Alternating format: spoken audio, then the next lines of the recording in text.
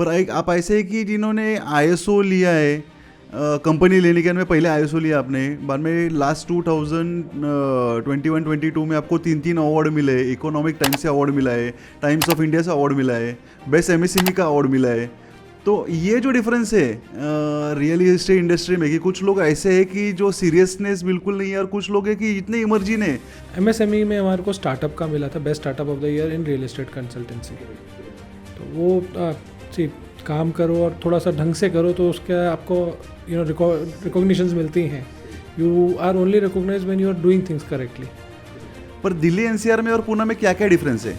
आज पूना कहाँ पे स्टैंड करता है और दिल्ली एनसीआर कहाँ पे?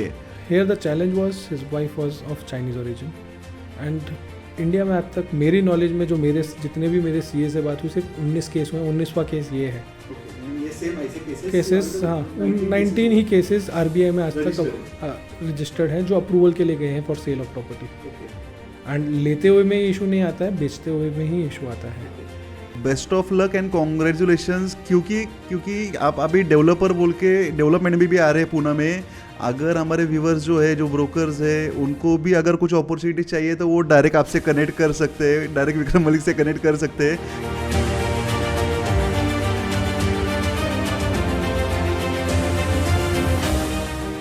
Welcome Vikram, welcome to our podcast. Actually आज का जो हमारा पॉडकास्ट होने वाला है, मुझे खुद को बहुत एक्साइटेड हूँ, मैं खुद एक्साइटेड हूँ। ये नए चीज़ें जो एक्चुअली जो विक्रम को नॉलेज है उसके बारे में मुझे पता है किसी और को नॉलेज नहीं है इतना। तो thanks for coming. Thanks to you, Abhijit. Thanks for calling me, and I think so it's really a pleasure and I think so privileged to be with you on this podcast. I have never done something like this in past, and I think so first time doing it. Thanks a lot. Thanks. मुझे actually ये जानना है कि आपका total background क्या है, real estate में आना कैसा हुआ आपका? See, I was born in a real estate family. Okay. My dad is into real estate development since 1984. Okay. So he is in this business since then, and I'm born in 1981. So 3 साल की उम्र में से ही हम मिट्टी और धूल और रोड़ी देख रहे हैं। तो कंस्ट्रक्शन साइट्स पे ही जाना, बचपन में जब भी फ्री हुए पापा के साथ जा रहे हैं तो साइट पे विजिट होती थी बीच में, कहीं भी जा रहे हैं चलो पापा ने कहा 5 मिनट साइट पे ज़रा देख लें, तो वो बचपन से ही देखते हुए आ रहे हैं। And that is how we been brought in, real estate ही देखते हुए आ रहे हैं। एंड स्कूलिंग कॉलेज करते हुए लाइफ आगे बढ़ के देन डैड का बिजनेस ज्वाइन किया, रियल एज अ डेवलपर काम किया, देन पूना मूव हुआ तो उसके बाद ब्रोकिंग में आ गए, रियल्टर बन गए। तो पूना में पहले डायरेक्टली रियल एस्टेट से स्टार्ट हुआ या और भी कुछ बिजनेस से स्टार्ट किया था? So I have been into multiple businesses. मैंने पूना में आके एक वाजीवा का मास्टर फ्रेंचाइजी है दिल्ली का, उसका मैंने पूरे वेस्टर्न इंडिया का लिया था। सो पूना में स्टार्ट किया, ज्ञानी आइसक्रीम स्टार्ट किया। I brought these 2 big brands of Delhi into Poona because north Indians बहुत हैं यहाँ एंड उनको वो खाने का टेस्ट, अपने को एज अ पंजाबी ऑलवेज खाना is something which is more important than anything else in our life. हम लोग हमारे घर में सबसे पहले एक पंजाबी माँ की टेंशन क्या होती है, सवेरे की खाइए, दोपहर की खाइए, तो रात की खाइए। तो वो टेंशन के मारे हम लोग ने, when I came, I have studied my schooling and college here, so वो बैकग्राउंड मेरे पास था कि यहाँ पे वो खाने का मिसिंग है। And when I started a Hinjewadi outlet, then we started Kalyani Nagar and then Magapatta. Okay. And we had a base kitchen in Magapatta, but we taken a bungalow where we used to do all centralized kitchen, and तो पूरा पूना में वहाँ से खाना जाता था। इसके अलावा हमने caterings and multiple events and बहुत कुछ किया उसमें, खाने में भी बहुत काम किया। 3 साल 2013 में पूना आया, 2014 में स्टार्ट किया, 2016 में हमने वो जर्नी स्टॉप कर दी due to some health issues, but it was a good one. But I still feel being a foodie, if you're a foodie, don't jump into a food industry. It is not that easy. It takes in a lot of toll on your time and your health. So Poona में real estate की शुरुआत कहाँ से हुई? Exactly कौन से vertical से पूना में शुरुआत हुई? रियल एस्टेट में लग्जरी सेगमेंट से ही स्टार्ट हुई। Since actually I was a developer and I have done luxury development only in Delhi residential में। So luxury was always close to my heart and वो मैं कन्विक्टेड था कि हाँ भैया लग्जरी बेचना आसान है, मेरे को पता है कैसे बेचना है। I know the customer handling, उनका क्या रिक्वायरमेंट्स और उनकी क्या लाइकिंग्स होती हैं और उनके क्या की पॉइंट्स होते हैं जब वो एक 2 करोड़ 3 करोड़ 4 करोड़ का अपार्टमेंट देख रहे हैं। बिकॉज क्या है, 2 करोड़ से 4 करोड़ का अपार्टमेंट हर कोई रोज नहीं खरीदता। इट्स नॉट लाइक कि मेरे को यार ये चीज़ नहीं पसंद आई तो पड़ी रहेगी। It is there for their living. 90% उसमें से एंड यूज़र्स होते हैं, जब 2 करोड़ से ऊपर की कोई प्रॉपर्टी लेते हैं। बहुत कम होते हैं ऐसे लोग जो सुपर रिच कह लो, जिनको जो इन्वेस्टमेंट पॉइंट ऑफ व्यू से देखते हैं। वो बिल्डर जब लॉन्च करता है उस फेज़ में अलग होता है। जब बट रीसेल में जब मैंने स्टार्ट किया था तो I was majorly into resale of luxury, and I did almost all transactions which were above 1.5 crore. तो वो जो ट्रांजैक्शन फेज़ था, एंड तब मतलब जो क्लाइंट्स मिल रहे थे, जो बेचने वाले थे, they were also top notch people of Pune and Bombay, and जो खरीदने वाले थे वो भी आज मतलब आईटी सेक्टर्स और मल्टीपल कंपनीज़ के आज CEO, CFOs, CXOs उस लेवल पे हैं। एंड मेरा एक ही टारगेट होता था, मैं सिर्फ सेल करने के लिए कभी नहीं गया हूँ आज तक। मेरा किसी भी क्लाइंट को सेल नहीं गया। आपकी रिक्वायरमेंट है, मैं आपसे मिला, जैसे समझे आप मेरे क्लाइंट है अभिजीत, तो मैं आपसे मिलूंगा। मैं पहले ये समझूंगा कि आपकी बेसिक रिक्वायरमेंट क्या है, आपकी फैमिली साइज़ क्या है, आपके फैमिली में क्या क्या मेंबर्स के क्या क्या डेली रूटीन्स हैं, मतलब बच्चे कौन से स्कूल जाते हैं, कौन से कॉलेज जाते हैं, वाइफ जॉब करती है, पेरेंट्स हैं कि नहीं हैं, उनके क्या पर्सनल चॉइसेस हैं।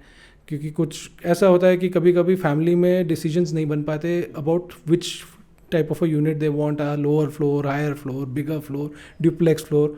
अभी इतने सारे लग्जरी में इतने सारे ऑप्शंस आ गए हैं कि people get confuse. So first I understand कि पेरेंट्स को कैसा कंफर्ट है, हस्बैंड को क्या कंफर्टेबल है। अभी वाइफ को गार्डनिंग पसंद है और अगर आपके फ्लैट में प्लांट्स लगाने की जगह ही नहीं हो तो आप क्या करोगे। So then advise them accordingly what they should go for, what location they go for. Okay yes, generally हर कोई बड़ा आज की डेट में ये होता है कि मेरा 2 करोड़ का बजट है, मुझे कोरेगांव पार्क, कल्याणी नगर में ही रहना है। But everyone can not buy a house in Koregaon Park और Kalyani Nagar, it's not possible. मतलब फिर ऐसा होगा कि बाकी पूरा पूना खाली हो जाएगा। तो you have to understand, and you have to थोड़ा बहुत डाइवर्ट करके with understanding, and making them also understand कि सर ठीक है, आपका जॉब मगरपट्टा में है, आपकी वाइफ का खराड़ी में है, आप कोरेगांव पार्क का क्यों रहने जाओगे। डेली का आपको 1 hour of going and coming, 2 घंटे आपकी ज़िंदगी के ट्रैफिक में जाने वाले, which is not of any use, it is a non productive hour. तो उनको एजुकेट करना। हाँ, तो आपको मतलब उनके साथ डिस्कशन करना पड़ता है, लॉट ऑफ ब्रेनस्टॉर्मिंग। एक ट्रांजैक्शन अगर रियल एस्टेट का ऐसा जब करते हैं, हम लग्जरी जब बेचते हैं, तो सबसे पहले हम क्लाइंट के साथ वक्त बिताते हैं कि सर आपका डेली रूटीन क्या है, मैम का क्या है। तो वो उनको एक डायरेक्शन बताना पड़ता है कि सर देखिए, उस जगह की अगर आप इस जगह लेंगे, आपकी ज़िंदगी में आधा घंटा बचता है, मैम की ज़िंदगी में आधा घंटा बचता है। किसी को ज़्यादा बेनिफिट होगा, किसी को कम होगा, कौन ज़्यादा कॉम्प्रोमाइज़ कर सकता है, that the husband wife will decide, which I can not. But एक उनको लोकेलिटी का ऑप्शंस दे देता हूँ कि हाँ सर, आप खराड़ी भी एक ऑप्शन देखिए और एक मगरपट्टा भी देखिए, बिकॉज आप दोनों का वर्क स्पेस ही है। फिर बच्चे अगर मगरपट्टा में पढ़ रहे हैं, ज़्यादा people are more towards Magarpatta, एक ही जने को ट्रैवल ज़्यादा करना पड़ रहा है, तो देन ऐसा है कि सर एक जना कॉम्प्रोमाइज़ करे, उससे is better than all compromising and going to Koregaon Park and सब ट्रैवल कर रहे हैं। बिकॉज सबकी ज़िंदगी आज सर देखो, आज ट्रैफिक X है, कल 2X होने वाला है, और कुछ सालों में down the year, because if your kids are small, 10 years तक स्कूल तो जाना ही है ना, तो 10 साल में तो 5X हो जाएगा।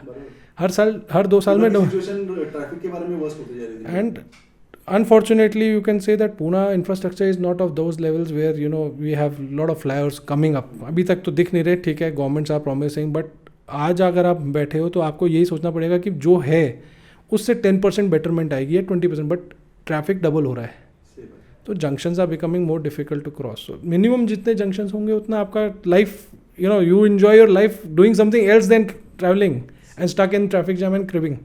सही है। मुझे ये जानना है कि जैसे आपका पुणे में सेटल्ड है, वैसे और कौन से लोकेशन है जहाँ पे आप सर्विस प्रोवाइड कर रहे हैं, और आप डेवलपमेंट भी कहाँ कहाँ कर रहे हैं? So see, my dad is a developer and he is still a developer. Delhi NCR में उनका है, he is into build to suit for industrial, so he makes industrial spaces as per the choices. ज़्यादातर अभी उन्होंने development से residential पे focus कर रखी है। ही मेक्स 1 लग्जरी अपार्टमेंट का building where 4 apartments come up and finishes and then starts another boutique project. Because he is now almost close to 70, and younger brother is helping him in the business, but that is Delhi NCR. I just help them in marketing and selling if required sometimes. That is as and when required. But इतना, क्योंकि वहाँ units इतने हैं नहीं कि आप ज़्यादा marketing करो। 4 यूनिट बेचने के लिए आप कितनी मार्केटिंग कर लेंगे, ठीक है। वहाँ टिकट साइज़ बहुत बड़ी है, मतलब यहाँ हम 5 करोड़ का अपार्टमेंट बेचते हैं तो हम बहुत सुपर लग्जरी बेच रहे हैं, तो वहाँ 5 करोड़ से सबसे छोटा अपार्टमेंट स्टार्ट होता है। And what my dad makes is above 10 to 50 crores. So तो और पुणे छोड़ के और कौन से लोकेशन में हम ब्रोकिंग का काम करते हैं?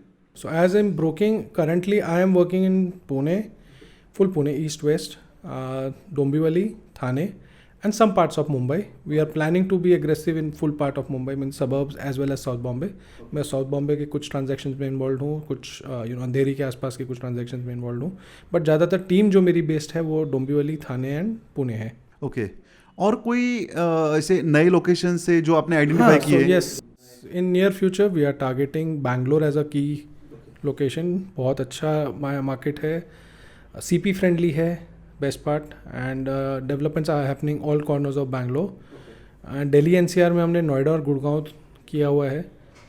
एक ये कंसर्न आता है कि हर स्टेट में आपको नया रेरा लेना पड़ता है, तो you have to have a full protocol, and I am a compliant company, so I don't do anything without compliance. You are a private limited. Yes, I am a private limited. So my company is called Associate PropTech Private Limited, which I started in 2021. उससे पहले proprietorship में धंधा था.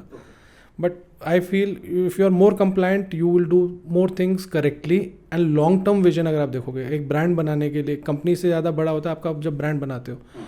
To make that brand associate, you have to be on right steps at right place. मतलब आप अगर सही developers के साथ काम कर रहे हो, सही लोकेशंस पे काम कर रहे हो, then only you can do the things correctly. And it is not overnight success. You have to work, keep on working hard every day and out. Her client से आपको रिलेशन बनाना है, हर डेवलपर से आपको रिलेशन बनाना है. ये नहीं कि आप एक डेवलपर से आज रिलेशन बनाया, हाँ 2 ट्रांजेक्शन हुए फिर भूल जाओ. ठीक है, ट्रांजेक्शन सब डेवलपर्स के साथ हर साल नहीं हो सकते, किसी डेवलपर के साथ हमेशा ज़्यादा होने वाले हैं. बट जिन डेवलपर्स के साथ में नहीं भी किया, keep relation with them, keep building your relation. Never think that कि यार मेरा उस डेवलपर से काम निकल गया, उससे ब्रोकरेज में थोड़ी किचकिच हुई थी तो उसको छोड़ दे. सी, ये तो लाइफ का part and parcel. Money is always going to be part of your success, but if you make money as a key criteria कि मैं रिलेशन उसी से रखूँगा जिससे मुझे पैसा आता है, तो आपको सक्सेस में इश्यूज़ आएंगे. बिकॉज आज एक डेवलपर अच्छा कर रहा है, कल हो सकता है जिस डेवलपर से आपकी नहीं बन रही आज, कल वो अच्छा कर रहा हो और आपको उसका माल बेचना पड़ जाए और आपका उससे रिलेशन अच्छा ना हो. तो रिलेशन हमेशा बना के चलो. And relation should not be monetary. हाँ, मॉनिटरी देखो आपने एंड ऑफ द डे कमाना है, बट आप उसको मॉनिटरी के बेसिस पे मत रिलेशन बनाओ कि मेरे को पैसा आने वाला है इससे, तो मैं इससे रिलेशन बनाता हूँ. बेसिकली जो ब्रोकर्स आज काम कर रहे हैं, जो व्यूवर्स हैं हमारे, उनको ये दिक्कत आती है कि वो अप्रोच कैसे करें डेवलपर्स को. उनके पास अगर देखेंगे तो आज डेवलपर उनके ऑफिस में होता है, इनको उनको मिलना मुश्किल जाता है, बहुत हर्डन्स आते हैं इस चीज़ों में. तो आपके केस में विक्रम क्या था कि आप कैसा अप्रोच करते हैं डेवलपर्स को? आपके ने क्या ऐसा आइडेंटिफाई किया कि आज इतने सारे लोकेशंस में काम कर पाते? पूना में है, डोंबिवली में है, आप बेंगलोर जाएंगे, तो कैसा आप आइडेंटिफाई करते हैं? इसके बारे में एक्चुअली क्या सेट ऑफ माइंड सेट है वो जानना है एक्चुअली मुझे. देखो, एक चीज़ कहूँगा कि हर कोई सब बड़े डेवलपर्स के साथ नहीं काम कर सकता कि सारे ग्रेड ए से ही काम करूँगा, ये क्राइटेरिया शुरू से आप नहीं रख सकते. एक स्टेज ऑफ लाइफ आएगी तब आप वो कर सकते हो, पर उससे पहले जब आप डेवलपर के पास जाते हो कुछ काम करने के लिए, तो उसके एक तो पहले आप स्टडी करो कि वो क्या प्रोडक्ट ला रहा है. बिकॉज आपको उसके बारे में पता नहीं कुछ और आप उसके पास चल जाओ, सर मुझे क्या ब्रोकरेज दोगे, मेरे को क्या माल बेचना है, तो वो आपके लिए कभी कुछ नहीं. आपको he will take you as another, just another broker, not as a adviser. So first thing, broker की जगह एडवाइज़र बनना सीखो आप. मतलब एडवाइज़र जब आप बनोगे तो आपको दोनों तरफ, the buyer and the seller, मतलब the developer and the lead you generate and you convert into a sale, दोनों पे आपको की फोकस रखना पड़ेगा. डेवलपर से आपको रिलेशन जितना अच्छा रखोगे उतना आपको इन्वेंट्री में हेल्प मिलती है, प्राइसिंग में हेल्प मिलती है. आपके किसी क्लाइंट के लिए आउट ऑफ वे भी आपको कुछ आउट ऑफ बॉक्स कुछ करवाना है. क्या होता है, हर क्लाइंट सेम थेरेपी में नहीं जाता, कि कभी कंस्ट्रक्शन लिंक प्लान में जाता है, कभी कुछ उसका अपना पेमेंट प्लान होता है, किसी का सेल ऑफ प्रॉपर्टी केस होता है, तो बहुत सारे केसेस आते हैं. You have to keep evolving and learning. एक चीज़, रियल्टर होने से पहले आपको लाइफ में सोचना है कि मुझे आखिरी सांस तक सीखना है. जब आप सीखना बंद कर दोगे, आप बढ़ना बंद कर दोगे. You will stop growing the day you stop saying I don't want to learn. तो मैं तो हमेशा कहता हूँ, मेरी गाड़ी पे लर्निंग नहीं लिखा है, लेकिन मेरे माइंड में लिखा है आई एम लर्निंग. सही है. और एक एक्चुअली मेरी क्यूरियोसिटी है कि आपने अभी इतने सारे लोकेशंस में काम किया है. आपने दिल्ली NCR से स्टार्ट किया था, पूना में कर रहे हैं, पर दिल्ली NCR में और पूना में क्या क्या डिफरेंस है? आज पूना कहाँ पे स्टैंड करता है और दिल्ली NCR कहाँ पे है? और कौन सी चीज़ें जो दिल्ली NCR से दिल्ली से लेना चाहिए और कौन सी है कि जो नहीं लेना चाहिए? दिल्ली से एक चीज़ जो नहीं लेनी चाहिए वो है अनप्रोफेशनलिज्म, जो वहाँ पे एक बहुत ज़्यादा है. मतलब वहाँ पे क्या है, you will see someone chewing tobacco and going inside and selling something, और वो बेच के भी आ जाएगा. if you want to be a realtor, let's first thing understand realtor has to be a proper full time profession. It should not be just मेरे पास एक mobile है, एक बाइक है, गाड़ी है, मैं realtor बन सकता हूँ. It is not a zero investment business anymore. Okay, यानी जीरो इन्वेस्टमेंट का बिजनेस अभी बचा नहीं है. मैं ये कह रहा हूँ कि it is no more a zero investment business. पहले आप से पहले लोग क्या कहते थे, मैं 50 लोगों को जानता हूँ, मेरे को तो क्या एक रेफरेंस मिलता रहता है, मैं धंधा कर लूँगा. रेफरेंस का धंधा आप एक लिमिट तक कर सकते हो और एक लेवल तक ही कर सकते हो. As a channel partner, as a realtor, you have to keep growing. To keep growing, you have to generate leads, and to generate leads, you have to spend. अभी वो ज़माना चला गया कि आप सिर्फ ये पोर्टल्स के भरोसे धंधा करोगे. पोर्टल्स वाला धंधा is very minimal. I know बहुत सारे रियल्टर्स हैं, मैंने भी यूज़ किया पोर्टल, ऐसा नहीं है कि मैंने कभी यूज़ नहीं किया, यूज़ किया है, बट गलतियों से सीखना चाहिए एंड इम्प्रूव करना चाहिए. जो मैंने कहा कि लर्निंग ज़रूरी है, तो वही चीज़ सीखी. खुद से डिजिटल करो, डिजिटल से लीड्स ग्रो करो. एंड नॉर्थ में तो क्या है सबसे बड़ी, आप जो नॉर्थ का पूछ रहे थे मेरे को, सॉरी मैं I miss that point. And हाँ, दिल्ली एनसीआर, जो आप दिल्ली एनसीआर पूछ रहे थे, दिल्ली एनसीआर में सबसे ज़्यादा आपको एक तो क्या है, बहुत जोग्राफिकली बहुत बड़ा है. Poona is I think so 1/10 of that place. Delhi NCR मतलब आपका गुड़गांव आ गया, नोएडा आ गया, ग्रेटर नोएडा आ गया, गाज़ियाबाद आ गया, सोनीपत, फरीदाबाद, पलवल, बहुत लोकेशन है. सो एक तो आपको first thing, if you are वहाँ पे जो ब्रोकर्स हैं वो लोकेशन सेंट्रिक है. जो नोएडा कर रहा है वो नोएडा ही कर रहा है. वो ये नहीं कि आज गुड़गांव कर रहा है कल नोएडा कर रहा है, बिकॉज दोनों के ट्रैवल में 1.5-2 घंटे का ट्रैवल है. And Gurgaon itself is like as big as Poona से भी थोड़ा बड़ा ही होगा आज. एंड उसमें अगर हम पीसीएमसी और पूना को जोड़ दें तो गुड़गांव जितना बड़ा हो गया. तो वहाँ की मार्केट में आपको एक सेंट्रिक लोकेशन पकड़नी पड़ती है. हाँ, वो टाइम आप जब ग्रो करोगे तो then what obviously you can do multiple markets. But if you are a new realtor and if you are just an emerging realtor, go slow. First thing, don't think I can sell everything. You cannot sell everything. ये एक आपको मान के चलना पड़ेगा. With experience, with time, with your marketing strategies, you have to evaluate कि हाँ अब मैं 2 प्रोजेक्ट कर सकता हूँ, मैं 4 कर सकता हूँ, मैं 6 कर सकता हूँ, मैं 10 कर सकता हूँ. But you have to do it wisely. वरना आप स्पेंड ज़्यादा कर दोगे और सेल नहीं कर पाओगे, बिकॉज आपको कैटर भी करना है उतना जितनी आप लीड जनरेट करोगे. दिल्ली एनसीआर में आपको 3 डिफरेंसेस मिलेंगे. एक तो पूना से, वहाँ पे आपको इतने एजुकेटेड लोग नहीं मिलेंगे. यहाँ पे आपको अगर यंग प्रोफेशनल्स देखोगे सारे एजुकेटेड हैं. वहाँ पे आपको फैमिलीज़ मिलेंगी जो सुपर रिच हैं. अभी वहाँ पे जो नॉन मतलब दिल्ली के जो नॉन लोकल्स हैं, जो यूपी पंजाब जो वहाँ पे मूव हुए, they are coming from education background and joining companies like these and buying real estate. But अगर वहाँ का लोकल आप क्लाइंट देखोगे तो वहाँ पे वो फैमिली बिजनेसेस वाले हैं सारे पुराने. either they're into wholesale markets or they're into their family businesses basically. तो वहाँ का एक वो आपको, और उस पुणे में आज आईटी ड्रिवन कंपनीज है, आईटी इज देयर, ऑटोमोबाइल है, फिर अपना एजुकेशन बहुत बड़ा इंडस्ट्री है पुणे में. और आज मतलब अगर पुणे का हम देखें तो पुणे कोई भी बच्चा पढ़ने आता है, पढ़ता है, जॉब करता है और फिर यहीं पे शादी कर लेता है और यहीं सेटल हो जाता है. 80% क्राउड और पुणे का रियल एस्टेट का ग्रोथ का एक ये की सीक्रेट है कि I have also educated, done my schooling and college around Pune, done my schooling in Panchgani and college in Bharati Vidyapeeth. So I know that कि मतलब जितने मेरे फ्रेंड सर्कल्स हैं उन्होंने शादी करी, प्लान देयर फैमिली है, bought first property, second property. ठीक है, आज वो मूव आउट भी हो चुके होंगे, but they state their initial youth period here. और यूथ में आज की डेट में 2 तरह के यूथ हैं. एक है जो सेविंग नहीं करता और ओवर स्पेंड करके कहते हैं भैया पापा ने प्रॉपर्टी ले रखी है तो ठीक है, वो है. बट एक यूथ ऐसा भी है जो खुद से प्रॉपर्टी बनाना जोड़ना सीख गया कि हाँ जी मैं इतना कमा रहा हूँ, चलो first thing let's as I am starting a family I should have a house. So first home buyers आपको पुणे में बहुत मिलेंगे. यही जो कंपैरिजन जो आपने बताया, ये सेम पुणे और मुंबई के बारे में क्या है?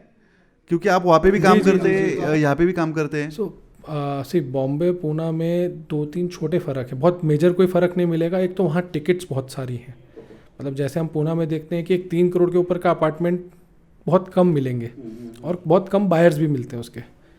एंड बॉम्बे में Dombivli specifically is up to 1 crore rupees, 30 lakh से लेके 1 करोड़ तक. एंड अगर हम थाने जाते हैं तो वहाँ पे 1 करोड़ से लेके कुछ आप 3.5-4 करोड़ तक जा सकते हैं. बट जो एवरेज टिकट देखते हैं 1 से 2 करोड़ की ही ज़्यादातर आपको ट्रांजैक्शंस होते हुए भी दिखेंगे, मैक्सिमम 3 करोड़. बट बॉम्बे अगर आप एंटर करते हो तो बॉम्बे में 2-3 crore is a very small ticket, मतलब वहाँ पे आपको कभी कभी 1 BHK भी मिलता है 2 करोड़ में। हाँ, तो मतलब उसमें आपको फिर then the clientele is different, earning capacity is different, mindset is different. उनको ये नहीं है कि मुझे घर बड़ा चाहिए, उनको ये चाहिए मुझे घर चाहिए लेकिन मेरे काम के नज़दीक चाहिए, मेरा ट्रैवल टाइम, मेरी कनेक्टिविटी। वहाँ पे सब कुछ मेट्रो और लोकल के ऊपर डिपेंडेड है। हाँ, मेट्रो स्टेशन कितनी दूर है, लोकल स्टेशन कितनी दूर है, मेरी वाइफ को कितना ट्रैवल है, मुझे कितना ट्रैवल है, मेरे बच्चों को कितना, क्योंकि Bombay life is very fast. So वहाँ पे आप देखेंगे 600-700 स्क्वायर फीट का 2 BHK 5-5 करोड़ 4-4 करोड़ का मिलता है, और लोग लेते भी हैं। और बिक रहा है, मतलब और खुशी से बिक रहा है। मतलब कोई ये नहीं कि मैं 600 फुट में तो मतलब मैं मुझे 1 करोड़ भी अगर दिखता है तो मैं ऐसा कहता हूँ बहुत महंगा है, और बॉम्बे में लोग लेते हैं। ठीक है, that is the way the real estate is there, the land cost is there, वो ठीक है, it is justified to be at that price, I am not doubting anything on that. But my view is कि वो ticket तक जाने के लिए आपको कैसे कैटर करना है, मार्केट कैसे उसको कैप्चर करना है, वो एक सारी स्ट्रैटेजी है। आप क्या बेस संभाल रहे हो, आप क्या ब्रैकेट ऑफ क्लाइंटल को संभालना चाहते हो। 1 करोड़ तक के क्लाइंटल को आप क्या सर्विस दे रहे हो नहीं दे रहे हो उसको इतना फ़र्क नहीं पड़ता, लेकिन one you cross 1 crore and above, mindset of the client is कि मुझे ये बंदा स्पेशल क्या कर रहा है मेरे लिए। बिकॉज आज हमें क्रेडिट कार्ड के लिए 10 कॉल आते हैं, बैंक लोन के लिए 10 कॉल आते हैं, एक भी क्या अभिजीत भाई आप कॉल एक्सेप्ट करके बोलते हो कि मुझे हाँ लोन चाहिए, चाहे चाहिए भी होगा, आप क्या कहोगे यार मेरे को मालूम है लोन कैसे लेना है, मुझे क्रेडिट कार्ड कैसे चाहिए, मेरे को अगर चाहिए होगा तो मैं खुद अप्लाई कर लूँगा ऑनलाइन जाके। वैसी प्रॉपर्टी का भी वो ऑनलाइन जाते हैं और हमें ही लीड देते हैं, लेकिन हम उनके साथ फिर कैसे बिहेव करते हैं, क्रेडिट कार्ड सेलिंग की तरह। वो एक सबसे बड़ी इशू। एक्चुअली मेरा अगला सवाल वही है, जैसे आपने पोर्टल्स के बारे में बताया, जैसे आपका रिव्यू है वैसे अलग अलग लोगों का अलग अलग रिव्यू है, इसको ओवरकम कैसे कर सकते हैं? इसके आज की लीड जनरेशन के बारे में थोड़ा सा, जैसे पोर्टल्स बहुत दिनों से चलते आ रहे हैं, portals have become stagnant and कहते हैं ना मोनोटनस हो गया है। पहले उनके पास 10 क्लाइंट थे, वो 1 लीड सबको देते थे, अभी वो 1 लीड 10 जनों को देते हैं या 20 को देते हैं या 5 को देते हैं। वो 5 बोलेंगे तो वो 10 को देते होंगे या 10 को देते होंगे या 20 को देते होंगे। दैट इज़ मतलब अनडिस्प्यूटेबल थिंग कि उसमें हम नहीं पढ़ सकते, उनका बिजनेस है। बट मेरी स्टडीज़ में जब देखता हूँ कि portals are not giving success to big CPs। अगर मैं जितने भी बड़े आपसे भी मिलता हूँ और भी बहुत सारे भाई हैं जो इसी बिज़नेस में हैं, तो all have given me a feedback कि जब तक आप खुद से कुछ अपना मार्केटिंग स्ट्रैटेजी अलग नहीं लाओगे, success is not your way. मतलब ठीक है, आपको ₹1,00,000 खर्चा करके आपको 5 लाख का रेवेन्यू हो गया and that's it, you are happy with that, then that's your, मतलब फिर आप that is your lookout. But if you want to really grow your business, you want to be a professional realtor and you want to make a name and fame, कि आपको हाँ धंधा भी करना है और पैसा भी कमाना है और नाम भी करना है कि हाँ मैंने धंधा किया है। जैसे आप हैं, आप 500 फ्लैट बेचते हो साल के, सर सैल्यूट टू यू। वो अभिजीत भाई उसमें स्ट्रैटेजी है ना, ऐसे तो है नहीं कि एक ओवरनाइट आपने कहा कि नहीं यार मैं पोर्टल बंद करता हूँ, मैं मार्केटिंग स्टार्ट करता हूँ। आपने सब कुछ ट्राई किया होगा, आपने भी सीखा होगा, गलतियाँ सभी करते हैं, तो वैसे ही हमने भी सीखा एंड नाउ वी अंडरस्टूड कि अपनी डिजिटल मार्केटिंग जब तक आप नहीं करोगे सक्सेस नहीं आए।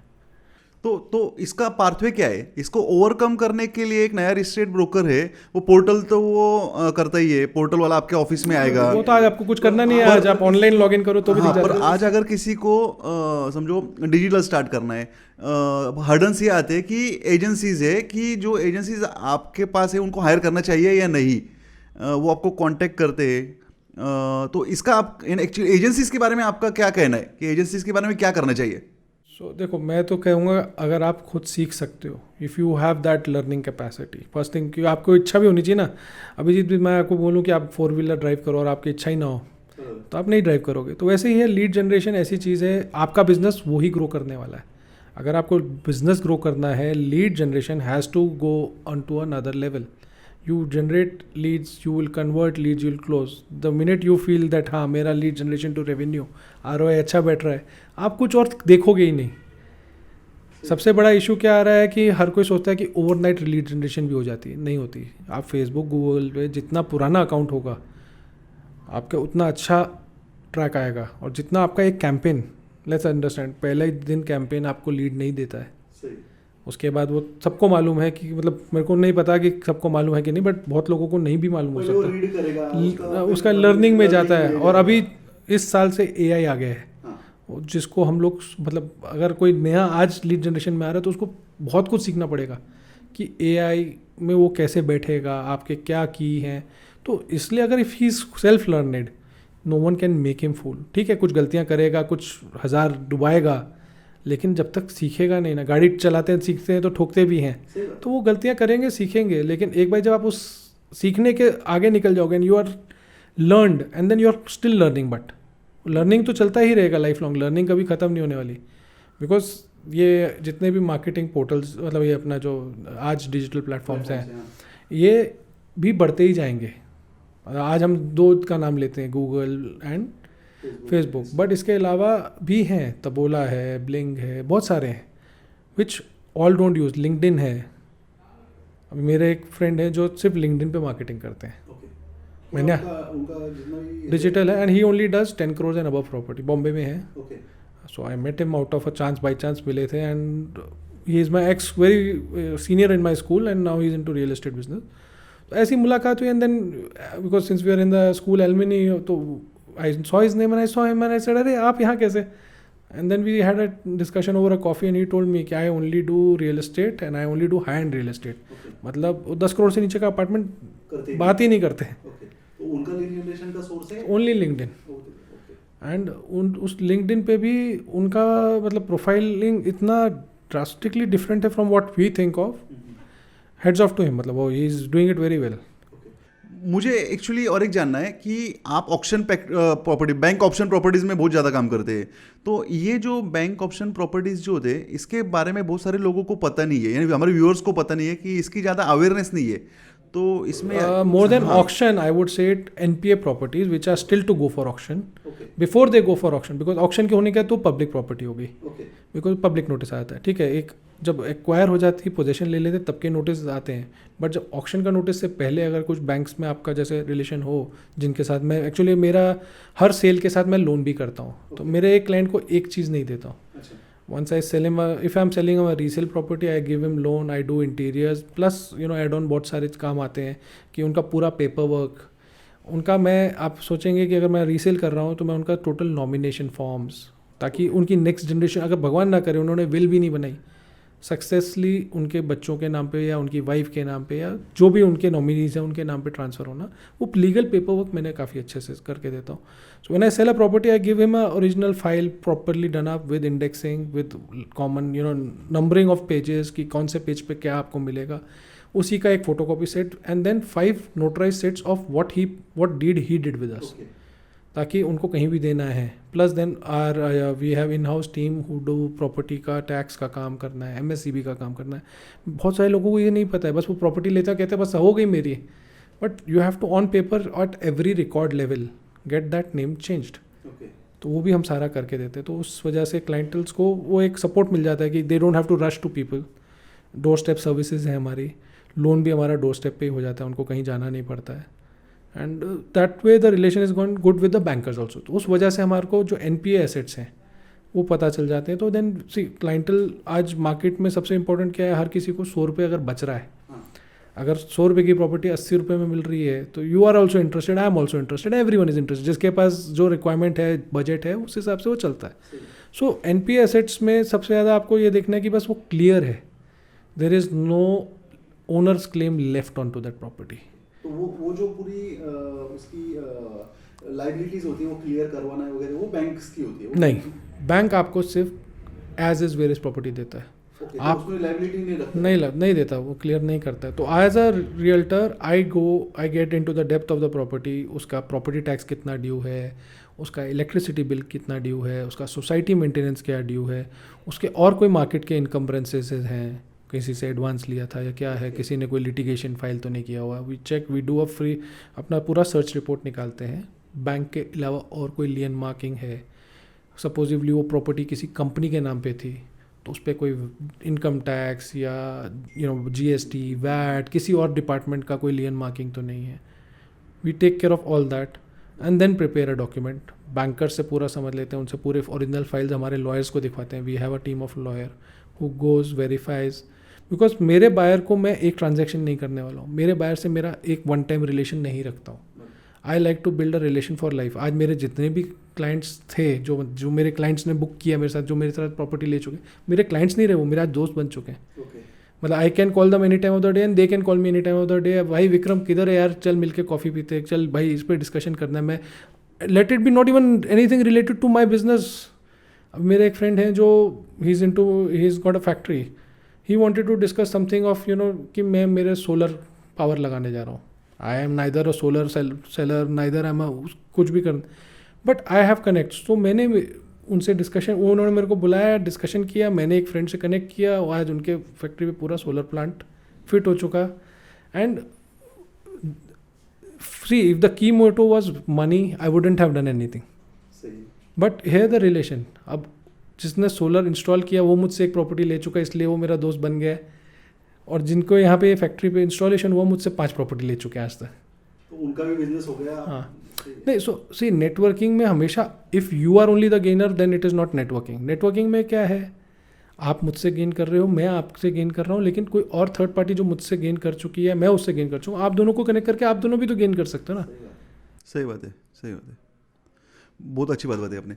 मुझे एक्चुअली एक जानना है कि आपके साथ कभी ऐसा कोई इंसिडेंस हुआ है कि जहाँ पे कस्टमर NRI है, डॉक्यूमेंट मिसिंग है, एक्चुअली आजकल न्यूज़ में भी आ रहा है ये सब चीज़ें, इंसिडेंस हुआ है कुछ अभी लेटेस्ट इंसिडेंस? बहुत रिसेंटली फेस किया है। मेरे एक हांगकॉन्ग में क्लाइंट थे, अच्छा, very old couple, you know husband wife around 75-80, they had lost their documents. And मतलब लॉस्ट नहीं, उनको ये नहीं पता था उन्होंने कौन से सूटकेस में रखे हैं।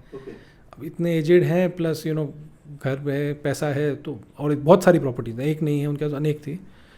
प्रॉपर्टी की डील हुई, उनकी 2 बारी प्रॉपर्टी की डील टूट गई उस वजह से कि जैसे हम बोलते थे ना कि पेपर्स नहीं है, तो क्लाइंट कहता था मुझे नहीं खरीदना है, price was okay, he was becoming distress कि यार मेरे को ये प्रॉपर्टी अब बेचनी है, मुझे नहीं रखनी। So I sat with my lawyer, understood क्या प्रोसेस हैं, थोड़ा खुद से स्टडी किया। So first thing we did is certified copies of all the documents, जो आपको ईजिली मिल जाते हैं। It's not a very difficult affair, it's a minimal cost affair. एक हमने FIR कराई, वन वो भी बहुत ईजिली हो सकती है।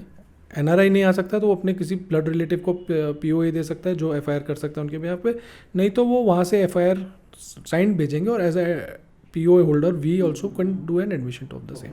तो हमने उनके लिए FIR करवाई, उनके ब्लड रिलेटिव यहाँ थे तो उन्होंने POA दे के, वो FIR होने के बाद हमने पब्लिक नोटिस दिया 21 डेज़ का, which is mandatory to be given. लोग 7 दिन 14 दिन जो करते हैं for such you know due diligences, 21 days is a very appropriate time. People हाँ बेस्ट 21 है अप्रोप्रिएट, मतलब आप उसको कट शॉर्ट मत करिए, मैं यही कहूँगा। 21 दिन में कोई आपकी बहुत कोई पता नहीं चलता है। लोग चाहते हैं कि मैं 7 दिन 14 दिन कर लूँ, 21 डेज़ का किया तो आपने प्रॉपर आपने मैक्सिमम जो टाइम लाइन था वो दे दिया है। तो उसमें कोई अगर नहीं कोई क्लेमेंट्स आए, you have a clear title to sell. हमने उस प्रॉपर्टी पे बैंक से लोन करवाया ऑन दो certified documents and that FIR and got that property sold and without the owner coming to sell also. POA पे हो गया, उन्होंने वहाँ से एंडोर्स किया, एम्बेसी में जाके POA साइन की, एंड कंफर्मिंग पार्टी भी बने। बैंकर को भी उन्होंने मेल पे कंफर्म किया कि I am selling this property and the property documents have been lost. Fortunately मैंने ये ट्रांजैक्शन 8 महीने पहले किया था। जस्ट दिवाली से 1 दिन पहले उनका फ़ोन आया कि वो ट्रैवल करके आए वापस, और उन्होंने सूटकेस कोई खोला पुराना और उसमें उनको पेपर्स मिल गए। And he just then fortunately that time उनकी वाइफ इंडिया ट्रैवल कर रही थी बॉम्बे, तो मैं फिर बॉम्बे उनकी वाइफ से मिल के आया और ओरिजिनल डॉक्यूमेंट्स हैंड ओवर लेके ओनर को भी नहीं दिए, जो एग्जिस्टिंग न्यू ओनर है उनको दिखाए, एंड फिर बैंक में सबमिट किए। बिकॉज मैंने ही लोन कराया है legally, you know I am compliant that I will give those documents only to bank. Owner को बताया कि हाँ भैया देखो आपके डॉक्यूमेंट्स आगे देख लो, फोटो कॉपी लेनी है, ट्रू कॉपी करानी है, कुछ करना है, बिकॉज लॉस्ट डॉक्यूमेंट्स वो सर्टिफाइड डॉक्यूमेंट। तो उनको दिखा के उनके साथ बैंक में जाके बैंक में जमा करवा दिया। एक्चुअली इसके लिए नॉलेज होना बहुत ज़रूरी है, और ये मिसिंग है नॉलेज ये मार्केट में। बहुत सारे ब्रोकर्स को लगता है कि सिर्फ क्लाइंट को और बायर को विजिट करवाए मिलवाया कि हो गया। अभिजीत भाई मैं आपको क्या बताऊँ, मतलब देखो late it be any value is very secondary part, चाहे वो 30 लाख का फ्लैट हो या 30 करोड़ का फ्लैट हो। आप सबसे पहले जब आप प्रॉपर्टी दे रहे हो आपको 7-8 चीज़ें ज़रूर जाननी चाहिए कि किस बेस पे वो बनी हुई प्रॉपर्टी है, सैंक्शन है नहीं है, रेरा है नहीं है, अंडर कंस्ट्रक्शन में हम सब आज की डेट में ज़्यादा काम करने लग गए, because ready to move resale में प्रॉपर्टीज़ कम होती आ रही हैं, एंड यू नो उसमें आपको स्ट्रेस ज़्यादा मिलता है, बिकॉज एक ट्रांजेक्शन को 2 से 3 महीने देने पड़ते हैं, और यहाँ पे आपको with in you know minimum time में आपकी बुकिंग्स हो जाती हैं और आपका उसके बाद काम खत्म हो जाता है। बट मैं वहाँ पे भी नहीं रुकता। मेरी जब कोई क्लाइंट की बुकिंग होती है, I take care that his finances are clear, rather कभी कोई लीड आती है जो मेरी विजिट करने वाली है, जिसने बता दिया कि मेरा इतना फंड खुद का है और बाकी लोन ले, we get his pre loan sanctioned also.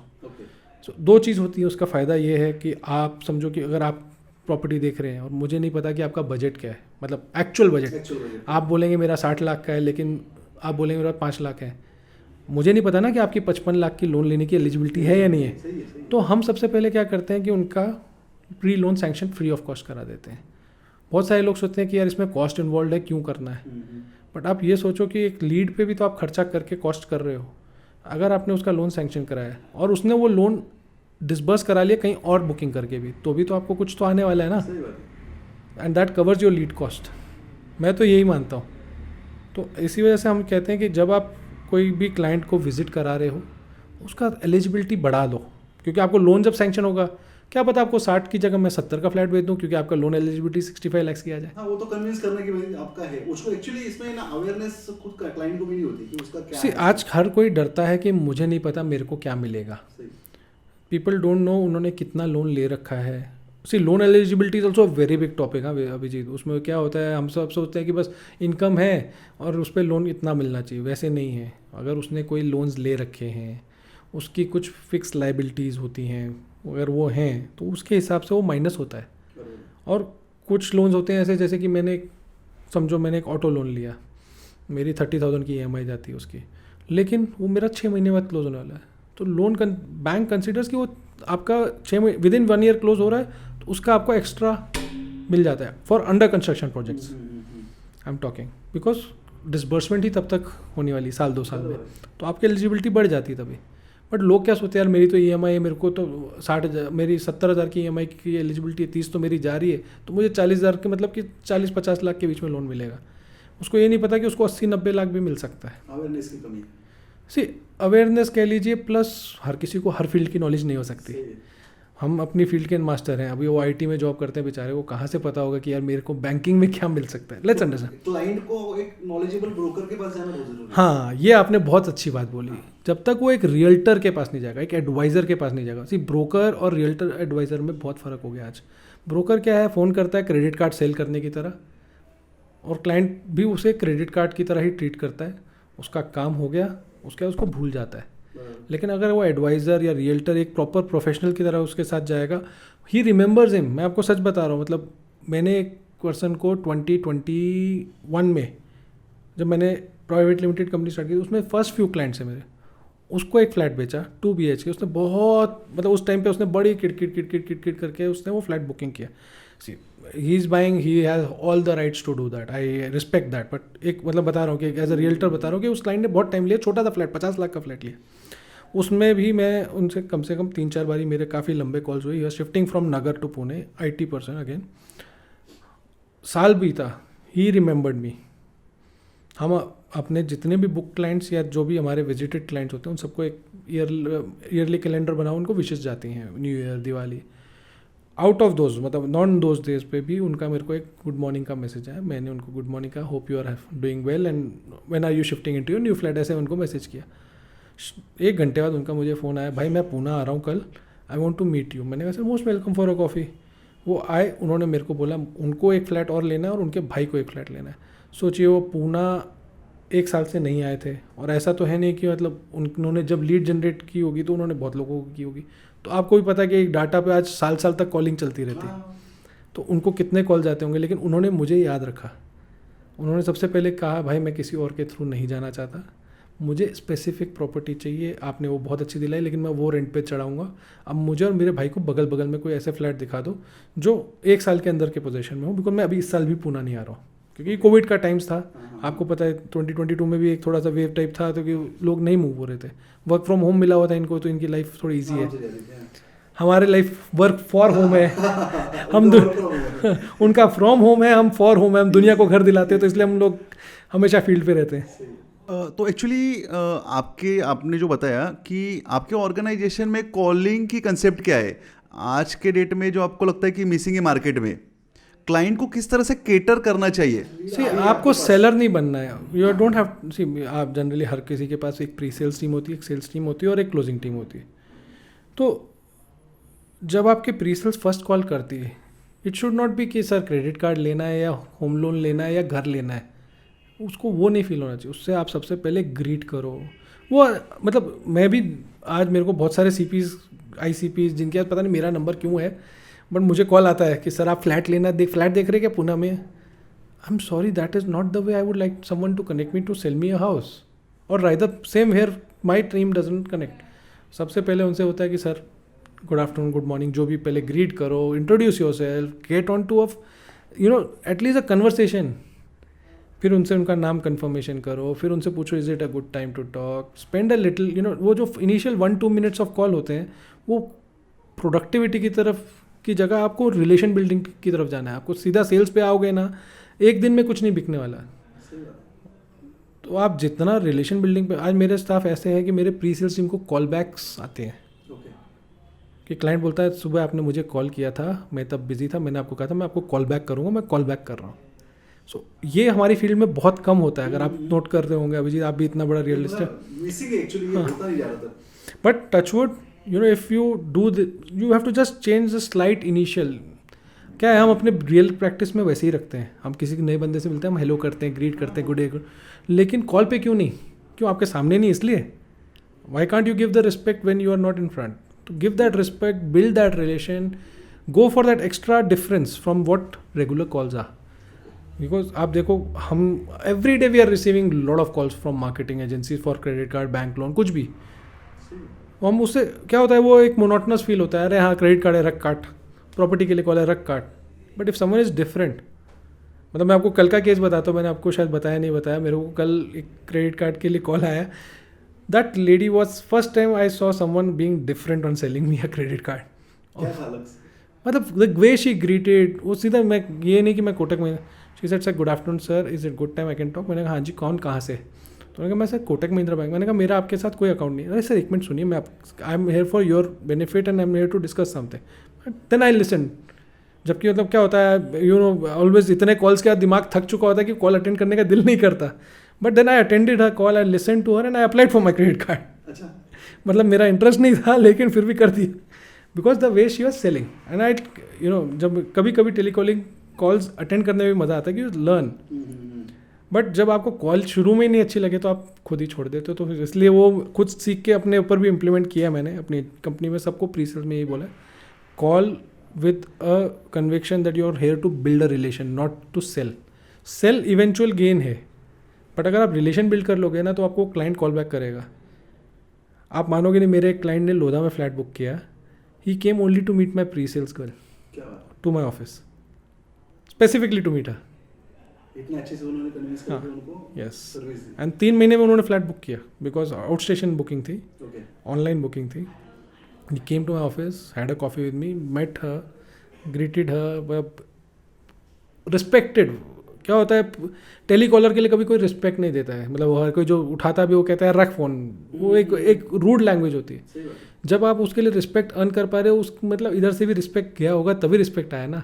तो वो एक चेंज चाहिए हमें, और वो सारे रियल्टर्स नहीं कर रहे। मतलब आई एम सैड टू से कि वो ब्रोकर ही बन के रहना चाहते हैं, वो रियल्टर नहीं बनना चाहते।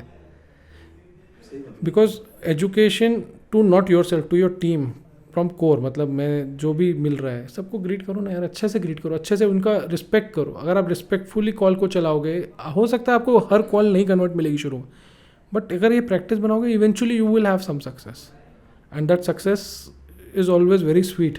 बट वो पेन से आती है, कभी ऐसे ओवरनाइट नहीं आती। ये बात एक्चुअली सही है कि विक्रम भाई, मैंने बहुत सारे एजेंसीज देखे हैं जो कि रेरा आया है पर अभी तक सीरियस नहीं है, अभी सीरियस नहीं है लोग। पर एक आप ऐसे है कि जिन्होंने ISO लिया है, कंपनी लेने के में पहले ISO लिया आपने, बाद में लास्ट 2021-22 में आपको 3 अवार्ड मिले, इकोनॉमिक टाइम्स से अवार्ड मिला है, टाइम्स ऑफ इंडिया से अवार्ड मिला है, बेस्ट MSME का अवार्ड मिला है। तो ये जो डिफरेंस है रियल इस्टेट इंडस्ट्री में, कि कुछ लोग ऐसे हैं कि जो सीरियसनेस बिल्कुल नहीं है, और कुछ लोग हैं कि इतने इमर्जिन है कि उनको आइडेंटिफाई करने के लिए इतने सारे अवार्ड्स है, बाकी चीज़ें हैं कि जो लोगों को आइडेंटिफाई करते कि नहीं ये कुछ सीरियस बिजनेस कर रहे। तो ये सब चीज़ें करने के पीछे बैक ऑफ द माइंड क्या है? रियल इस्टेट में ये ज़रूरत है, ऐसा आपको क्यों लग रहा है? First thing, my work working process is I want to be a compliant company. I don't want to be missing on any license. मतलब मैंने धंधा बाद में चालू किया, पहले रेरा लिया, GST लिया, ISO लिया, सब रजिस्ट्रेशंस किए. मतलब nowhere we are non compliant. Whatever compliance is required to run a business were done. Then we started into private limited business. तो मतलब मेरा अप्रैल 2021 में स्टार्ट हुआ, मतलब स्टार्ट हुई इनकॉर्पोरेशन हुई, but we started billing from month of May okay in that का. Immediately आपने स्टार्ट कर दिया. हाँ, हाँ. तो उसका जो पैरामीटर है 20 लाख वगैरह उसका भी इंतजार. नहीं, हमने फर्स्ट बिल भी जीएसटी के साथ लगाया. पहला बिल भी हमने कोई भी एक भी बिल विदाउट जीएसटी नहीं काटा है. Okay. First invoice also was with GST. We took the GST input and we paid the GST. पर ये जो अवार्ड्स है ये कौन से कैटेगरी में थे? इकोनॉमिक टाइम्स का जो था, was the best channel partner in Pune. And Times of India का था emerging advisor, real estate advisor. MSME में हमारे को स्टार्टअप का मिला था best startup of the year in real estate consultancy. तो वो काम करो और थोड़ा सा ढंग से करो तो उसका आपको रिकॉग्निशंस मिलती हैं. You are only recognize when you are doing things correctly. हमारे बिजनेस का सबसे बड़ा प्रॉब्लम क्या है अभिजीत भाई कि ये हिस्ट्री है, एक बहुत बड़ी हिस्ट्री है हमारे इंडस्ट्री की. कोई बच्चा जिसको पढ़ना लिखना नहीं आता था, बाप बोलता था ये ले मोबाइल फ़ोन, ये ले बाइक और ब्रोकर बन जा. ठीक है, वो अपने मोहल्ले में पहले 4 फ्लैट रेंट पे चढ़ाता था, फिर वो 10 फ्लैट बेचने के लिए निकलता था. लेकिन उसका माइंडसेट ये था कि भैया मेरे तो ये फ्री का धंधा है, मैं तो कुछ कर नहीं रहा, मेरा तो क्या तेल पानी का खर्चा है, मोबाइल का खर्चा है और धंधा चल रहा है. But now it is nowhere close to what we are thinking. जो हम धंधा करते हैं, there has to be education from grass root level. मतलब मेरा प्री सेल्स भी एजुकेटेड है. I am also continuously studying. So I am every day I read something to educate myself on how to take things on a more correct way. Because जैसे हमने अभी lead की बात की थी, तो लीड में भी आपको सीखना पड़ेगा ना कैसे लीड जनरेट करनी है. इसके बाद का फ्यूचर यही है कि आप ये नहीं सोच सकते कि अब हम आ गए मार्केट में और अब हम काम चालू करेंगे. नहीं, आपको तो कैपिटल की भी जरूरत है, नॉलेज की भी जरूरत है. सबसे पहले आपको एजुकेशन की नॉलेज जरूरत है. आप अगर एजुकेशन को नहीं ले रहे साथ में, we have lot of members, आप भी जानते हो, मैं भी जानता हूँ, जो आज भी पढ़ रहे हैं और बड़े बड़े कोर्सेज पढ़ रहे हैं. And I really salute to them. उतना वो टाइम मैं उतना नहीं निकाल पाता हूँ, but yes I keep upgrading my skills. थोड़ी स्किल्स सीखते जाएँ. Let's educate. And but real estate related हमें पूरी नॉलेज होनी चाहिए. पता नहीं, मुझे तो रेरा का ठीक है, it's moving towards us in a right manner, but I think so it should move more fast, ताकि जो अनप्रोफेशनल हमारे सेकेंडरी मार्केट में रह जा रहे हैं उनको भी ना रहने दें. सिर्फ प्रोफेशनल्स रहें, एजुकेटेड प्रोफेशनल्स रहें. And there should be more thorough knowledge given by RERA, और there should be some course which at least a 6 months diploma people should do before coming to real estate. हाँ, बिल्कुल. मतलब अभी तो क्या है, बात करने की तमीज़ नहीं है और वो रियल एस्टेट बेचने आ जाते हैं. तो वो आप मतलब सोचिए ना कि कितना हमारे लिए नाम ख़राब कर रहे हैं. आज आप मैं इतनी मेहनत करके यहाँ तक लाइफ में आए हैं, इतना day to day every day we upgrade ourselves. चाहे टेक्नोलॉजी वाइज हो, चाहे सेल्स पिच हो, चाहे लीड जनरेशन हो, we have to upgrade because every day the systems are upgrading on the other side. If we don't upgrade we are obsolete. So these people are getting slowly obsolete. ठीक है, मैं मतलब यही कहूँगा कि upgrade कर लो भाई, नहीं तो फ्यूचर बहुत टफ होने वाला है. एंड जो नए रियल्टर्स जो आ रहे हैं, please educate your self well. वो गलती मत करो जो दूसरे कर रहे हैं.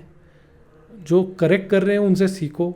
आओ, मिलो, डिस्कस करो, understand what are right things to do, educate yourself and do things with a plan. And ये मत सोचो कि ये पार्ट टाइम बिजनेस. सबसे पहले ये वन टाइम, मतलब ये नहीं है कि हाँ भैया 1 महीने कर लिया, 2 महीने छुट्टी मना ली, हाँ ठीक है 1 महीने अच्छी बड़ी डील हो गई, 10 से 1 लाख रुपए ब्रोकरेज आ गई, अब 3 महीने छुट्टी मना लो. वो वाला धंधा नहीं है ये. मैंने ये भी देखा है कि आप रियल एस्टेट के एसोसिएशन में कमेटी पे है, एनएआर में भी आप एक्टिव रोल है आपका. ये चीज़ों की ज़रूरत है रियल एस्टेट फर्टिनिटी को करने वाले ब्रोकर्स को. अभिजीत भाई, मैं तो आपको देख रहा हूँ पिछले 2 साल से आप गवर्निंग, मतलब 2 टर्म से आप गवर्निंग बॉडी में हैं. And I really appreciate the way you are working. आपने मौका दिया, हम भी आपके साथ जुड़ गए हैं, प्रॉप में, नार में भी जुड़े हैं. तो but here too I understand. देखिए, जब तक हम एक like minded people, what is an association? Association is like-minded people working together for the growth of the industry, and that is what our vision is.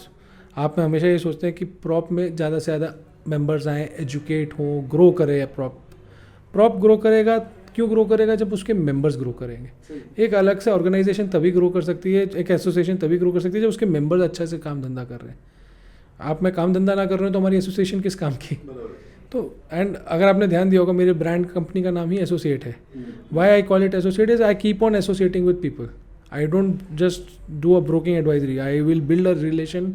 I will associate with you. हाँ अभिजीत भाई, I have no, मतलब मेरा आपके इस area में काम नहीं है, आप मेरे साथ एसोसिएट होकर काम करो. हम ऐसे भी बहुत काम करते हैं. तो see, everything can not come to your platter. Greed has to be a limit.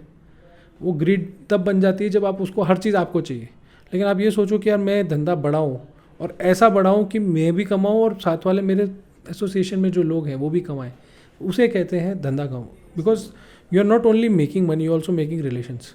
And relation कमाने का ना कोई वैल्यू नहीं है सर. मतलब आप 100 करोड़ रख के भी नहीं कमा सकते और सिर्फ आप 2 मीठे बोल से भी बना सकते.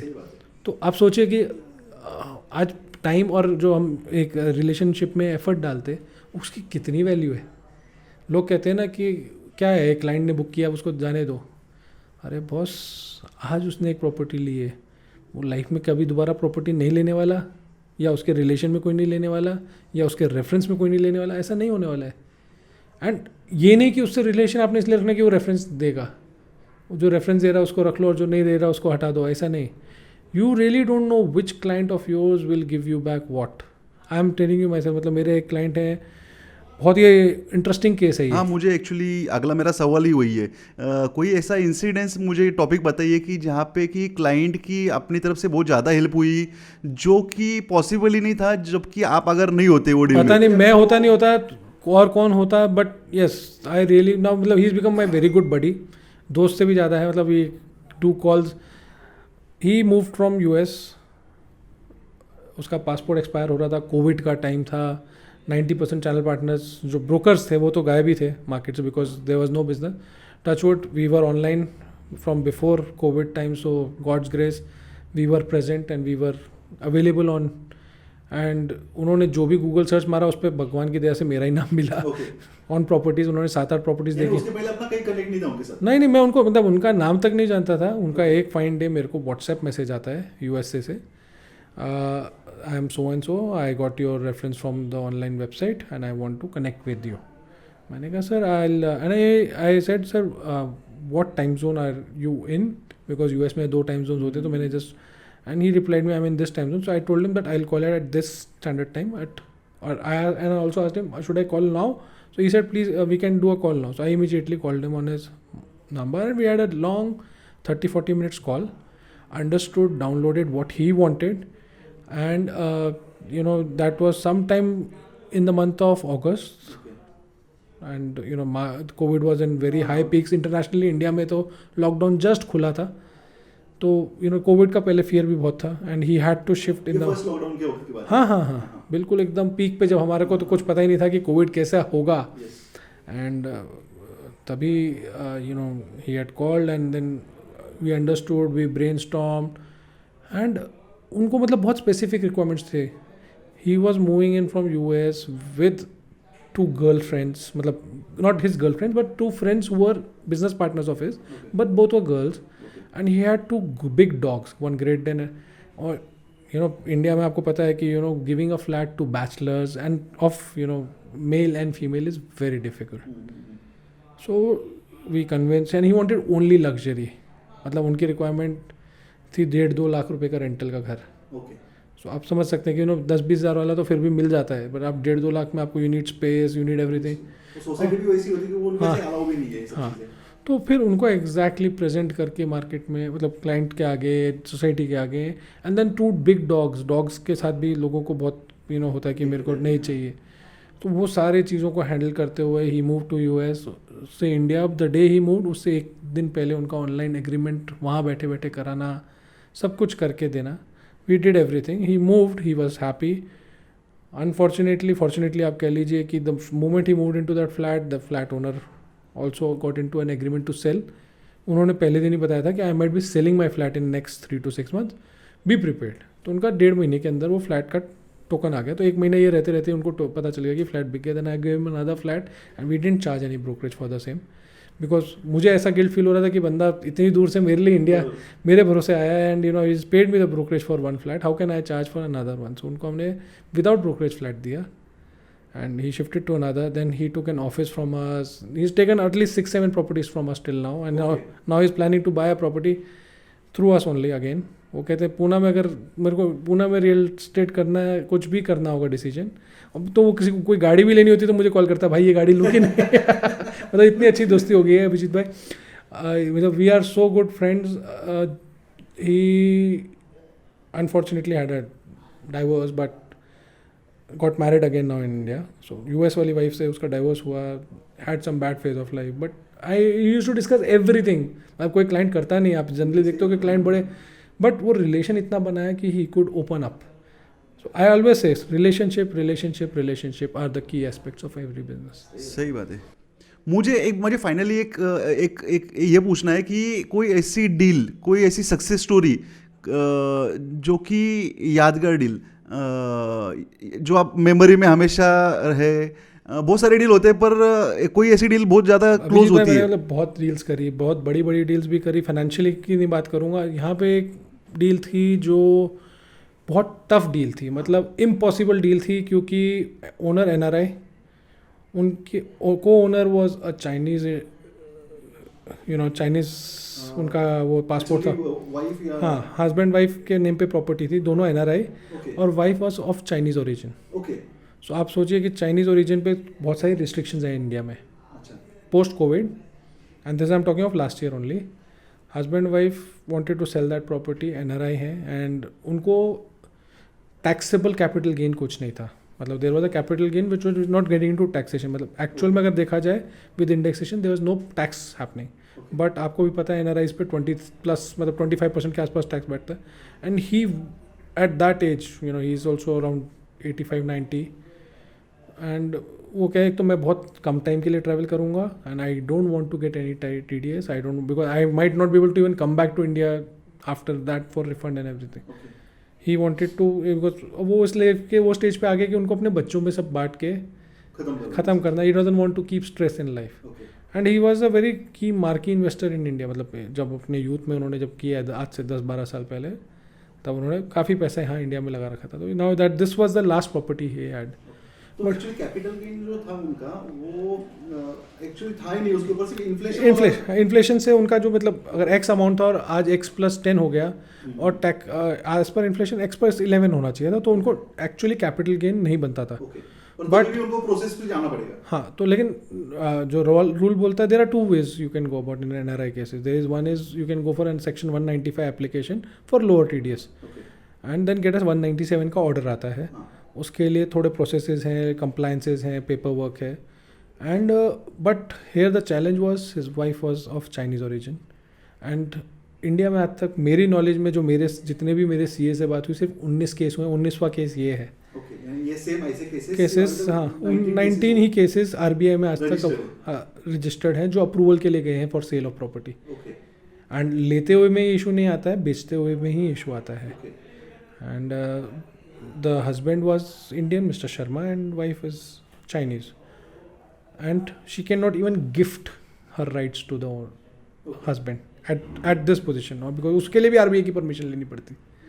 So with that all things, it took us about 45 to 50 days to get paperwork sorted and then apply. So total time हमारे को कुछ 3.5-4 महीना लगा, but finally the transaction happened. The buyer was calm. He wanted to buy a property, but he wanted all compliances to be done. उसको सब clear करके चाहिए. उसको कोई भी कल को मेरे को टैक्स लाइबिलिटी नहीं चाहिए कि भैया आपने टैक्स नहीं भरा तो आपके लिए मैंने टैक्स नहीं भरा, लेकिन वो मेरे को घूम के आ रहा है तो वो भी नहीं चाहिए. सबको देखो, प्रॉपर्टी लेना इज़ अ थिंग, आप पैसा दे रहे प्रॉपर्टी ले रहे, लेकिन उसके जो लीगल कंप्लाइंसेस हैं, टैक्स कंप्लाइंसेस हैं, RBI कंप्लाइंसेस हैं, मतलब ये हर केस में नहीं होते.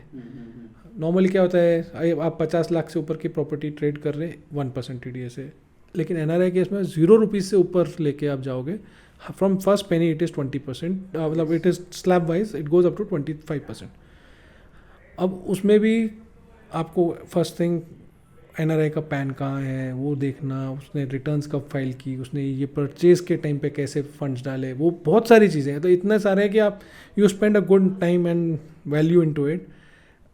वो client the buyer was very comfortable, उन्होंने बहुत सपोर्ट किया. The best part was that about the deal is कि उन्होंने मेरे को ये कहा कि भाई विक्रम मेरे को तो ये फ्लैट लेना है और आप ही के थ्रू लेना है, because I am satisfied that you can only complete the transaction. जो सेलर थे, since he is sitting abroad, मेरा उनसे फ़ोन पे ही बात हुई है, एक बार ही मुलाकात पहले हुई थी जब वो इंडिया आए. सो देन थोड़ा वो कंफर्टेबल थे, but he was still not confident. He was very reluctant कि मुझे जब तक ये सब उनकी कंप्लाइंस की रिक्वायरमेंट है, आई एम ओके. मुझे नहीं मालूम कैसे आएगा, बट मैं कोई टैक्स नहीं पे करना चाह रहा हूँ एडवांस में डिपॉजिट एंड रिफंड वाला, because since he is at of that age of his life, you no.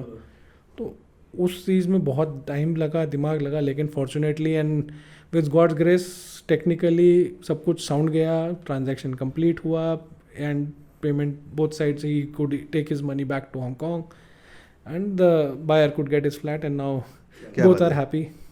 ये जो एक्सपीरियंस में हमारे पॉडकास्ट में जो गेस्ट रहते हैं ना, तो हम वो गेस्ट ही ऐसे रहते हैं ना कि ये एक्सपीरियंस शेयर कर पाएंगे. तो ये कॉमन रियल एस्टेट एक्सपीरियंस नहीं है. ये जो आज आपने शेयर किया ना, ये कॉमन रियल एस्टेट एक्सपीरियंस है. हाँ, ये रेयर सिनेरियो है. ये हमारे व्यूवर्स के लिए यही तो मेन पॉइंट है कि उनको ये एक्सपीरियंस उनको डे टू डे लाइफ में किसी नॉर्मल रियल्टर के साथ में या किसी से वो जाके डिस्कस नहीं कर पाते. वो यहाँ पे उनको एक्सप्लोर होता है, यहाँ पे उनको इन्फॉर्मेशन मिलती है. Vikram thank you Abhijit, first of all तभी उनको मतलब इतना मज़ेदार डिस्कशन आपके साथ रियल एस्टेट पे इतने टाइम बाद, मतलब मैं किसी के साथ इतनी देर सिर्फ हम नॉर्मल डिस्कशंस कर रहे हैं, कोई धंधा नहीं, क्या बेच रहा है क्या नहीं बेच रहा है उसके ऊपर छोड़ के वी आर डिस्कसिंग हाँ रियल एस्टेट में क्या होना चाहिए. बिकॉज बहुत इंपॉर्टेंट है. Real estate is a very fantastic sector if you handle it professionally. This आज अगर आप देखें, real estate including the developers is a very big sector. Realtors उसका बहुत छोटा हिस्सा है. अगर लेकिन हम प्रोफेशनली चलें, हम उनके लिए 80% धंधा हम ला के दे रहे हैं ऑन एन एवरेज, 70 से 80%. अगर हम सही से चलें एंड यू नो एक यूनिटी रखें, तो कल डेवलपर हमें जो डेवलपर्स बुरे नहीं होते. आपको एक चीज़ बताता हूँ, जब रियल्टर उनके साथ बुरा चलता है तो डेवलपर बुरा हो जाता है. अगर हम एजुकेटेड हों और हम सही चलें तो सब सही जाता है. सही actually best of luck and congratulations. क्योंकि आप अभी डेवलपर बोल के डेवलपमेंट में भी आ रहे हैं पूना में. अगर हमारे व्यूवर्स जो है, जो ब्रोकर्स है, उनको भी अगर कुछ अपॉर्चुनिटी चाहिए तो वो डायरेक्ट आपसे कनेक्ट कर सकते हैं, डायरेक्ट विक्रम मलिक से कनेक्ट कर सकते हैं, क्योंकि आपके भी अभी बहुत अच्छे प्रोजेक्ट्स आ रहे हैं. थैंक्स विक्रम. बहुत सारी चीज़ें आज आपसे नए सीखने मिले हमको भी और हमारे व्यूवर्स को भी. लुकिंग फॉरवर्ड आगे बहुत सारे क्वेश्चंस आएंगे हमारे व्यूवर्स की तरफ से. तो एक सेकेंड राउंड तो उसके लिए मैं फिर से आपको इन्वाइट करूंगा. Thanks Vikram. Thank you Abhijit. It was really a pleasure and thanks a lot and wish you a very happy new year in advance. Yeah, thanks. Thank you.